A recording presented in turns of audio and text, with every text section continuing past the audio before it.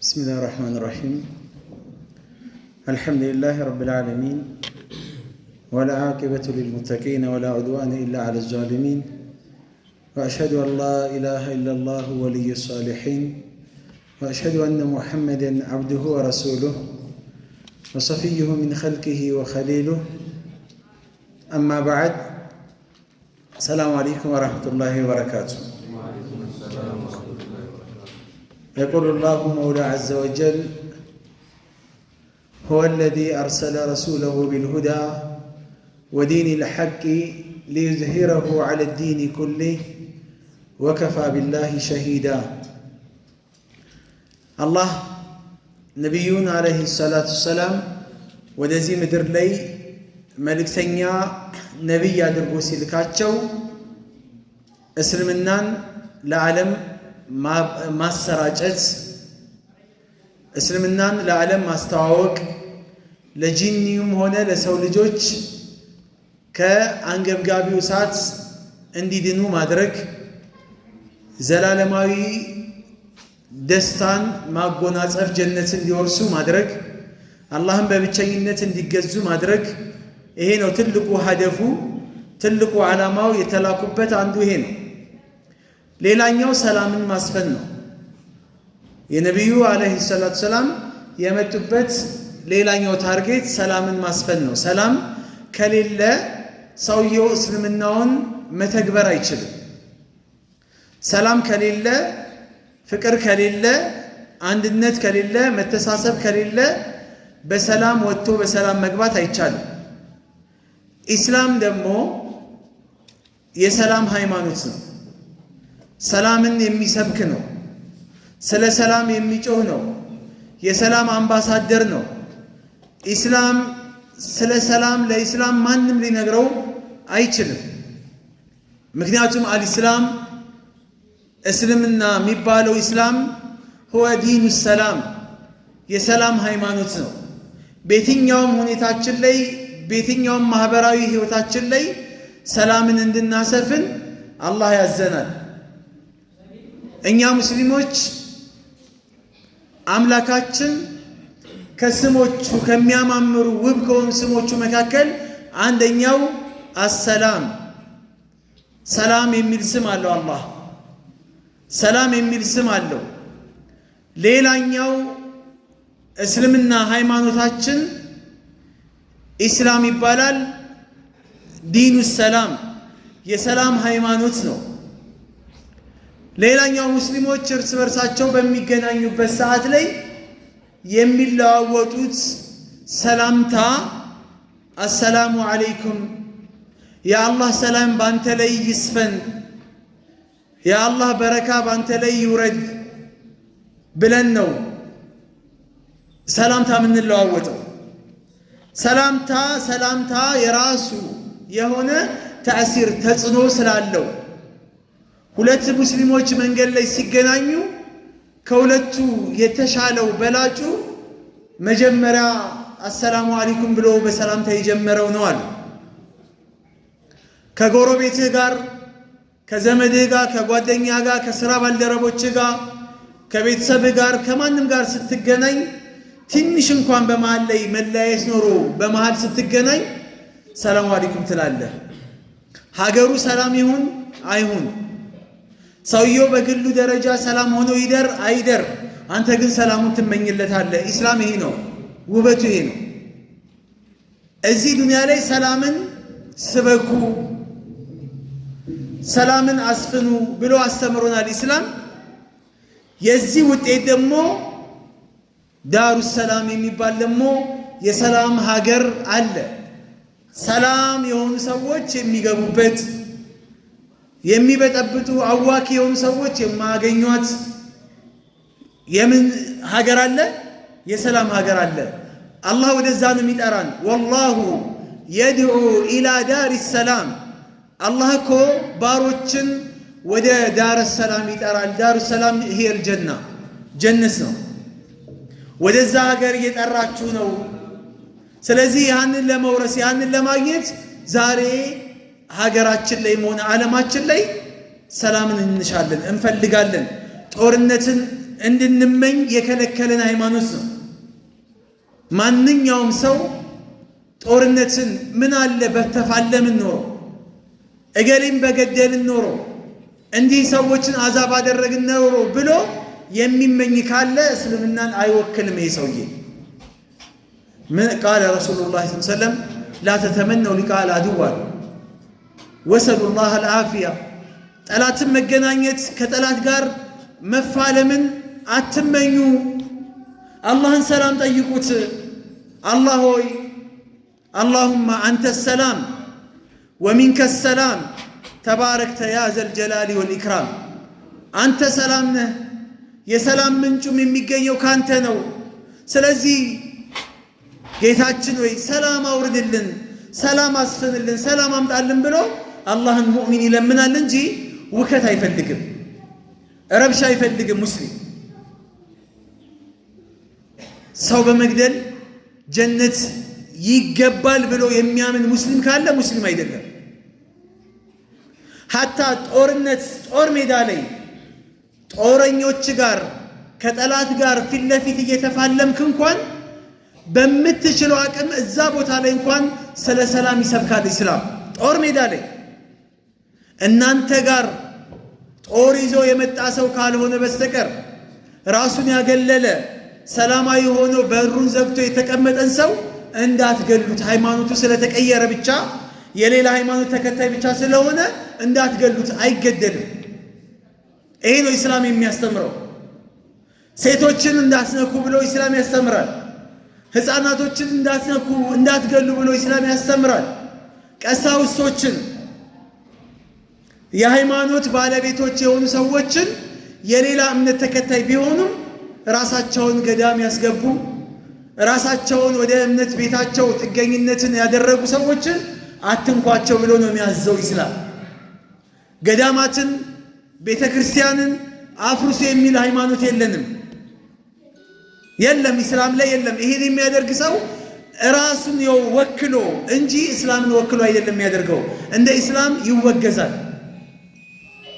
ቤተ ክርስቲያን አፍርሱ፣ ሙስሊም ያልሆነን ሁላ ግደሉ፣ ጨፍጭፉ የሚል ሃይማኖት እስልምና ላይ አናገኝም። ትእዛዝ የለም እስልምና ላይ። ምክንያቱም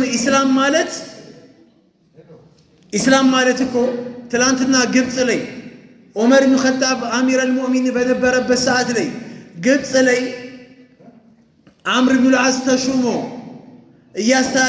ግብፅን እያስተዳደረ በነበረበት ወቅት ላይ መስጊድ ግንባታ ጀምሮ መስጊዱን ለማስፋፋት ብሎ አካባቢ ላይ ያለውን ነገር ማስፋፊያ ጥያቄ ጠይቆ ካሳ ከፍሎ ተነሱ ብሎ ሌሎችን አስነስቶ አንድ ሴትዮ አልነሳም አለች። ትልቅ ሽማግሌ አሮጊት ሴትዮ ነች፣ እድሜዋ የገፋ ሴትዮ።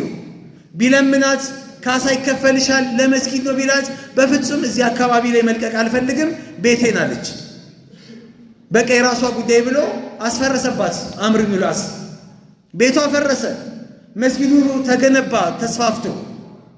ማን ነው ይሄን ድምፄን የሚሰማልኝ? ለማን ልናገር ብላ ጮኸች። ድምጿን ለማን ታሰማ? አንድ አይሁድ እኮ ነው። አይሁድ የሆነ ሰው ይቺን ሴትዮ ድምጿን ሰማና መዲና ላይ ሙስሊሞችን የሚያስተዳድር መዲና ላይ መቀመጫውን ያደረገ አሚር አልሙእሚኒን ዑመር ኢብኑ ኸጣብ የሚባል ሰው አለ፣ ለሱ ንገሪው። ይሰማኛሉ ያለች። አዎ ይሰማሻል፣ ንገሪው ተባለች። ደከም ያለ ወረቀት ወጣ። እዛ ወረቀት ላይ ደብዳቤ ተጻፈ። አንተ ግብፅ ላይ አሚር አድርገህ የሾምከው ሰውዬ መስጊድ ለመገንባት ብሎ ቤቴን አፈረሰ፣ ምን ትለኛለህ? ፍረደኝ አለች። ማን ነው ዛሬ ይህንን ነገር እንደው መስጊድ ለማስፋፋት የሰው ቤት ፈረሰ ተብሎ ሲጠየቅ እና ሲያንስሽ ነው እንጂ የሚባለው? ለመስጊድ ተብሎ ጭራሽ ትከራከራለች ነው እንጂ የምትባለው? ሌላ ቀና የሆነ መልስ ይሰጣታል ብሎ ማን ያስባል? ዑመር ኢብኑ ኸጣብ እዛው ደብዳቤ ላይ ባስቸኳይ መስጊድ የገነባውን ያስፋፋውን መስጊድ አፍርስና የሴትዮዋን ቤት መጀመሪያ ከነበረበት አሻሽለ ገንባ እኮ ነው ያለው።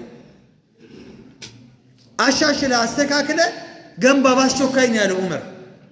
እንደገና መስጊዱ ፈርሶ ተሻሽሎ ድጋሚ ተሰራ። የሴትዮዋ ቤት መጀመሪያ ከነበረበት ይሄ ነው ኢስላም። ይሄን ነው የሚያዘው ኢስላም። ውከትን አይደለም። አነሁ መን ቀተለ ነፍሰን ቢገይሪ ነፍሲን አው ፈሳድን ፊል አርዲ ፈከአነማ ቀተለ ናሰ ጀሚዓ። ፏድ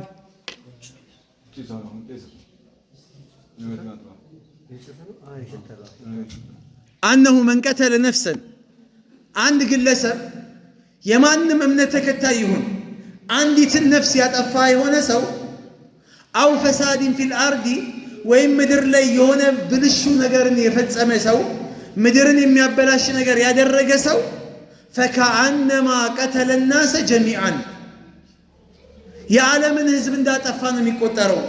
ዓለምን እንዳወከ ነው የሚቆጠረው። ይኸው እስልምና የሚያስተምረው ነው የምንነጋገረው። ቁርአን ላይ ያለን ነገር ነው የምንነጋገረው።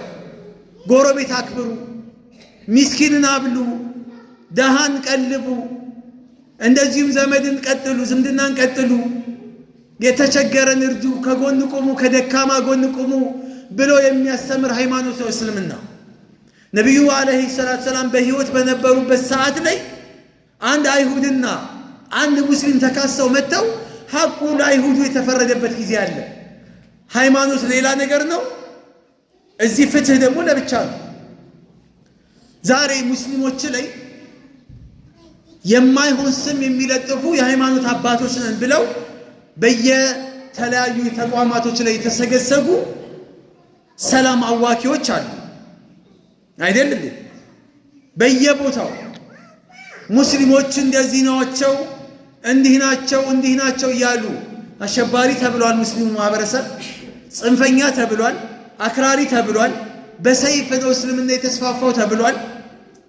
እንደገና ሰውን በመግደል ጀነት ትገባላችሁ ብሎ እስልምና ያስተምራል ተብሎ ይወራል። እስቲ አምጡና እነዚህ አሁን የተወረዱ ነገሮችን እያንዳንዳቸውን እስቲ አንድ ማስረጃ አምጡ በሏቸው። ነብዩ እስልምናን በሰይፍ ነው እንዲያስፋፉት? በፍቅር ሙሐመዱል አሚን እያሏቸው እኮ የነበሩ ታማኙ ሙሐመድ፣ ፍቅሩ ሙሐመድ እኮ የሚሏቸው የነበሩት ሙስሊሞች እኮ አልነበሩ፣ ሙስሊም ያልሆኑ ሰዎች ነበሩ። ከነሱ ጋር ጥሩ የሆነ መስተጋብር ነበራቸው የአላህ መልእክተኛ። ከአይሁዶች ጋር ከክርስቲያኖች ጋር ጥሩ ሙዓመላ ነበራቸው፣ ማህበራዊ ህይወት ነበራቸው የአላህ መልእክተኛ። ዛሬ እኮ ቤተሰብ ለቤተሰብ ተጋምደናል። መጨራረሱ ይሄ በለው ጨፍጭፈው እንዲህ አድርገው ማለት ቀላል ነው፣ ግን ለማናችንም አያዋጣም እኮ። ዛሬ ሙስሊሙ ትናንትና አንገቱ እንዲደፋ ተደርጎ ኖሯል። ዛሬ ይህንን የሚያደርግበት ይህንን የሚሸከምበት ትከሻ የለውም። ማንም ተነስቶ ለፈለገ አፉን የሚከፍትበት ወቅት አይደለም። አሁን የመረጃ ወቅት ነው፣ የማስረጃ ወቅት ነው። ማንም ስለሰጣችሁ የሆነ ነገር ስላላችሁ የፈለገ የሃይማኖት አባት ይሁን ሙስሊሞች እንዲህ ናቸው ከተባለ እስቲ አካባቢ ላይ ያለው ሙስሊም ምሳሌ አድርገዋ። ወንድም ይኖራል፣ ሙስሊም ወንድም፣ ክርስቲያን ወንድሞች ሊኖሩን ይችላሉ። አንድ ቤተሰብ ላይ የተለያየ እምነት ሊኖረን ይችላል። በዝምድና ክርስቲያን የሆኑ ቤተሰቦች ሊኖሩ ይችላሉ። በጡት በመጣባት ክርስቲያን የሆኑ ወገኖች ሊኖሩ ይችላሉ። እነሱ እንደሚሉት ግደሉ ቢሆን ኖሮ እነሱን በመግደል እንጀምር ነበር። እኛ በመግደል ጀነት የሚገባ ቢሆን ኖሮ ዛሬ ለምን ክርስቲያኖች ቆዩ ታዲያ? እኛ ጀነትን አንፈልግም ማለት ነው? ይሄንን አያምንም እስልምና። አንዲትን ነፍስ ወላሂ ነው ምላችሁ ኡቅሲም ቢላህ አንዲትን ነፍስ ሙስሊም አይደለም ብሎ አንድ ሰው ከመሬት ተነስቶ ቢገል ይሄ ሰውዬ ጀሃነም ሊገባ ይችላል። መግደሉ ተውት፣ ሩቅ ነገርና ከባድ ነገር ነው። አካላዊ ጉዳት ቢያደርስበት፣ ምቾቱን ቢነሳው፣ ክርስቲያን ነው ብሎ አይሁድ ነው ብሎ ድንጋይ አምላኪ ነው ብሎ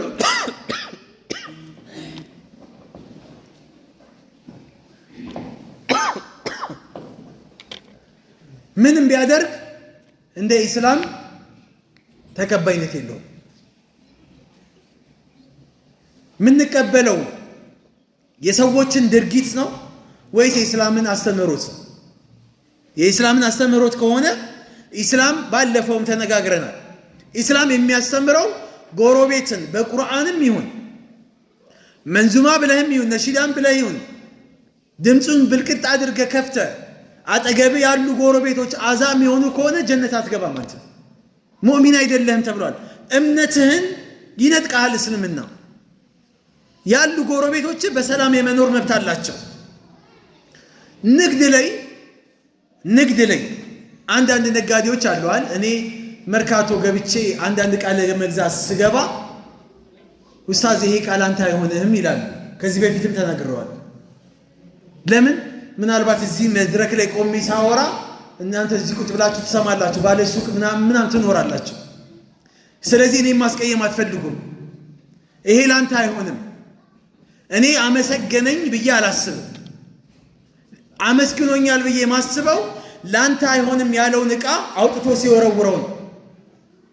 ሌላ እምነት ያለው ሰው ቢመጣ ወይም የማያውቀው ሰው ቢመጣ ሊሸጥለት ነው ማለት ነው። መደርደሪያው ላይ ካደረገው ዛሬ ኡስታዝ ስለሆነ ለኡስታዙ አልሸጠለትም፣ ነገ ለሌላ ሰው ሊሸጥ ነው ማለት ነው። ለኔ ካልሆነ ለሌላም አይሆንም፣ አውጥቶ መጣል ነው ያን ዕቃ። የአላህ መልእክተኛ መዲና ገበያ ላይ ሲሽከረከሩ ሲዞሩ አንድ ነጋዴን አገኙት።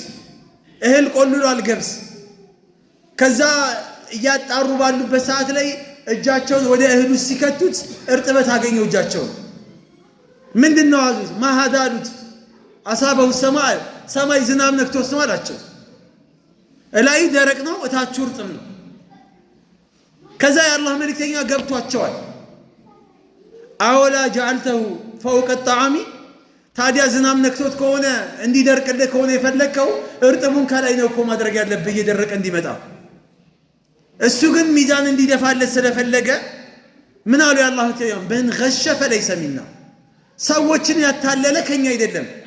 ክርስቲያንን ብታታልል ሙስሊምን ብታታልል ከኛ አይደለም አሉ የአላህ መልእክተኛ። ነብዩ አያውቁም፣ አታውቃቸውም። እሳቸው ይህን ነገር አላስተማሩማ። የእንደዚህ አይነት ሰው አይደሉም የአላህ መልእክተኛ። እኛ ያለ አግባብ አንድ ነብይ እኮ አንድ ጉንዳን ነከሰችኝ ብሎ የጉንዳን ጉርጋድ በማቃጠሉ ምክንያት እኮ አላህ ወቅሶታል እኮ።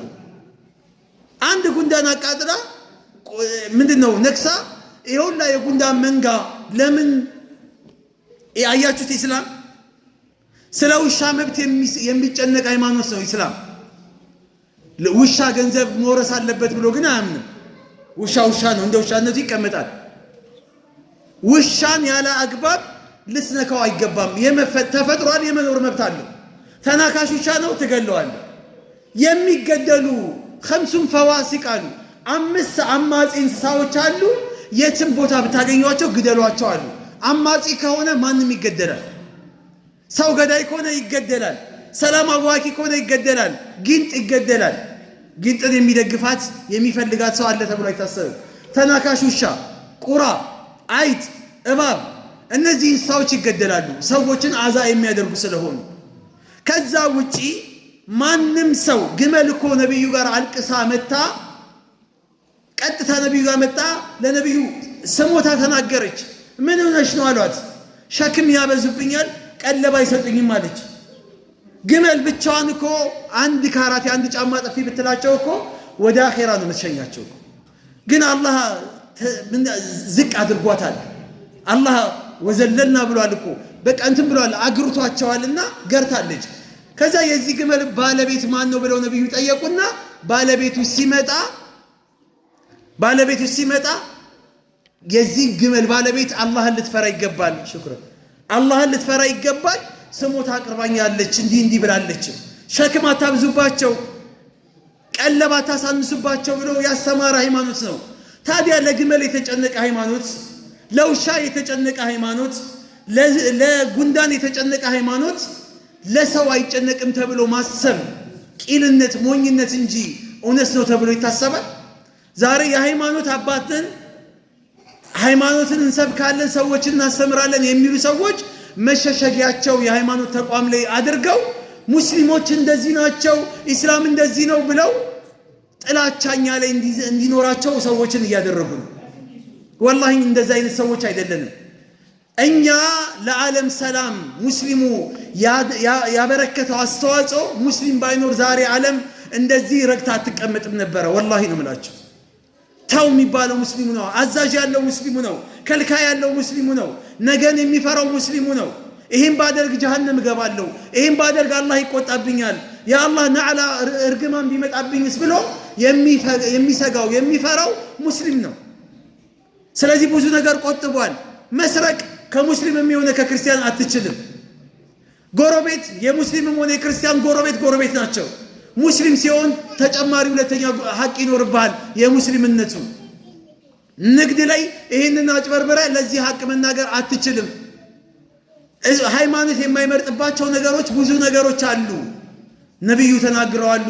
ወኻሊቂ الناس بخلق حسن ከሰዎች ጋር ጥሩ ግብረ ገብ ይኑር፣ ስርዓት ይኑር፣ ሰዎችን አክብር። የትኛውም ሃይማኖት ላይ ይኑር ሰውየው አክብረው፣ ማክበር ባለብህ ነገር ላይ ባይሆን ቀይ መስመር ማስመር ያለብን ሃይማኖት ላይ ብቻ ነው። ሃይማኖት ላይ ቀይ መስመር ታሰምራለህ። አንተ እምነትህን ያከብሩልሃል፣ እምነታቸውን አክብር። እስልምና ይሄ ነው። አንተ የምታመልከው ድንጋይ እያመለክ ጭቃ እያመለክ እንዲህ እያመለክ ምናምን ብለህ የሰው ሃይማኖት አታንቋሽሽ፣ አይቻልም። ትክክል ነው ያዝከው። አዎ ኢስላም ትክክል ነው። ኢስላም ሐቅ ነው፣ የእውነት ሃይማኖት ነው። እውነቱን እንሰብካለን። የተቀበለ ይቀበላል፣ ካልተቀበለ ግን ሃይማኖቱን አናንቋሽሽም። አምኖበት ትክክለኛ ነው ያዋጣኛል ብሎ እስከያዘ ድረስ ለኩም ዲኑኩም ወሊየዲን አይደለ? አንተም የራሴ ያዋጣኛል ያልከው አለ፣ እኔም ደግሞ ያዋጣኛል ያልኩት አላህና ኢስላም ያለኝ። ከዛ ውጪ ግን እሱም የምታንቋሽሽ ከሆነ ማን ነው የሚጎዳው? ማን ነው የሚጎዳው? መስታወት ቤት ውስጥ ያለ ሰውዬ ድንጋይ አይወረወርም ይባላል። ለምን ነው የማይወረወረው? ድንጋይ ከተወረወረ እሱ ነው የሚጎዳው። ስለዚህ አንተ ብትሳደብ ያንተን አላህ ይሰድቡብሃል። ወላ ተሱቡ الذين يدعون من دون الله فيسبوا الله عدوا بغير علم። ያለ እውቀት አላህን ታሰድባላችሁና የሰው ሃይማኖት፣ የሰው እምነት፣ የሰው አምላክ ብሎ ያዘውን አካል ልታንቋሽሽበት ልሰድብበት አይገባም ብሎ ነው ኢስላም የሚያስተምረው። የኛ ኢስላም ይሄ ነው። ከዚህ ውጪ ደግሞ የሚተገብር ሰው ካለ እስልምናን ወክሎ አይደለም የሚተገብረው፣ ራሱን ወክሎ ነው። ሌላም እምነት ላይ የእምነት ተቋማቶች መሪዎች፣ ሌላ እምነት ያላቸው ሰዎች ሌላ ቅስቀሳ የሚያደርጉ እንዲረበሽ ሌላ ዓለም ሌላ ቅርጽ እንዲይዝ የሚያደርጉ ሰዎች አሉ። እነሱም ደግሞ ሌላ እምነትን ይወክላል ብዬ አላስብም። ከኦርቶዶክስ ውስጥ ፕሮቴስታንት ውስጥ ሌላም እምነት ውስጥ በጥባጮች አሉ፣ አስቸጋሪዎች ይኖራሉ። ሙሉ ኦርቶዶክስ ግን አይወቀስም። ሙሉ የኦርቶዶክስ ተዋህዶ ተከታዮች ሙሉ አይወቀሱም። ሰላማዊ ሰዎችም አሉ መካከላቸው ላይ። ከፕሮቴስታንትም ሁሉም አይወቀስም። እነዚህ ሰዎች ግን መርዝ ናቸውና ነክሰው ሊያወጧቸው ይገባል። ስማቸውንም እያጠፉ የሃይማኖታቸውንም ስም እያጠፉ ስለሆነ ልክ እስልምና ላይ እንደዚህ የሚያውቁ ሰዎች ነክሰን እንደምናወጣው ሁላ እኔም በሆን አላህ ሰላሙን አላህ ያምጣልን። ሀገራችንን ሰላም አላህ ያርግልን። ዓለማችንን ሰላም አላህ ያርግልን። የሚበጠብጡ ሰዎችን መንግስትም ሆነ የሚመለከተው አካል ኃይል ይላቸው ይገባል። ከዛ በላይ ደግሞ ቀልብ አላህ ይስጣቸው፣ ቀልብ አላህ ይስጣቸው። ወደ ቀልባቸው ይመለሱ አላህ ያርጋቸው። هذا وصلى الله على سيدنا محمد واخر دعوانا الحمد لله رب العالمين وبالله توفيق والسلام عليكم ورحمة الله.